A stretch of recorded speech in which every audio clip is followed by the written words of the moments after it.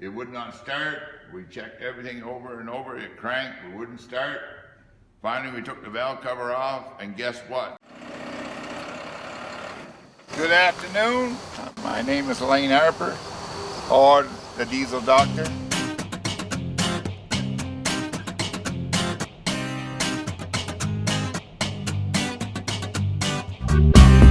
Okay, now, 6 weeks later, from the previous video that showed it as the truck came in, we have now got a completed truck, getting ready to put it outside, basically for the first time.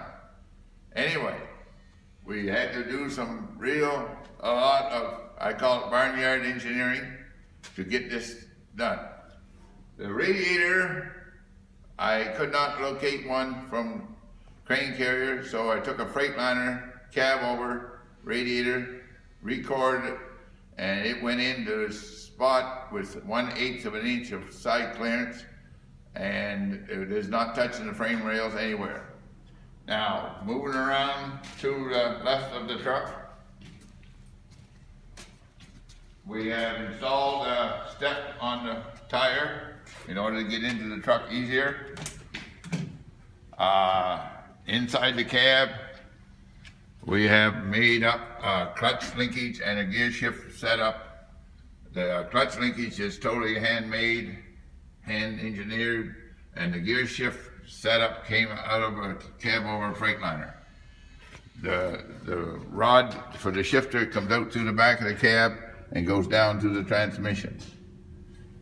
We located the battery box here behind the air cleaner, and the fuel tank is now on this side of the truck.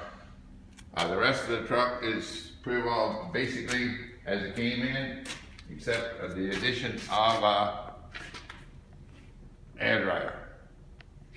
Now, we will go to the other side of the truck, and we'll take a look at that. We had a bit of a catastrophe when we went to start it. It would not start. We checked everything over and over. It cranked. It wouldn't start. Finally, we took the valve cover off, and guess what? Somebody had stolen one injector out of it. So, therefore, there's no way would it fire with no injector, with one injector missing. One injector and 40 liters of oil later, it was running. This exhaust system had to be built. Now, this is Cameron. He did a lot of the work on it, the welding on it. Had to be fabricated in order to get exhaust to be in that location. Okay, Cameron, go up, open the hood, and we'll take a quick look under the hood. Now,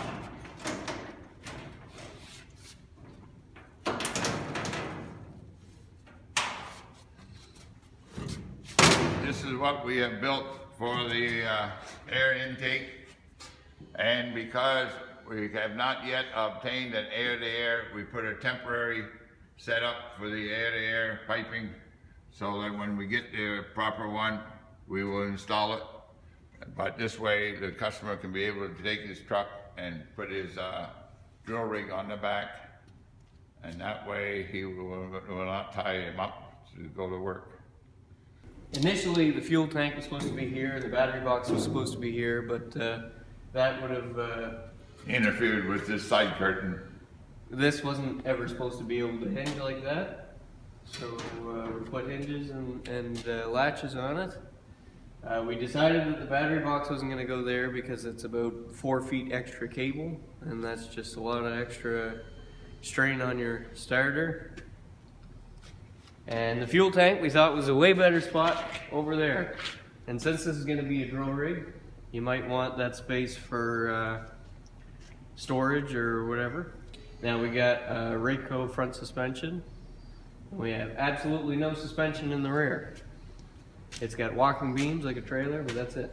So all in all, we came basically right on budget for what we had figured on what it was going to cost to do it. It hadn't been for that costly one single injector, we would have been right perfect on budget. So I think the customer is quite happy with what we've done. And if it wasn't for these two fellows with me, we'd have never been finished. So one successful major job. Anyway, we're going to put her outdoors and bring in another one. It's just endless, one right after the other.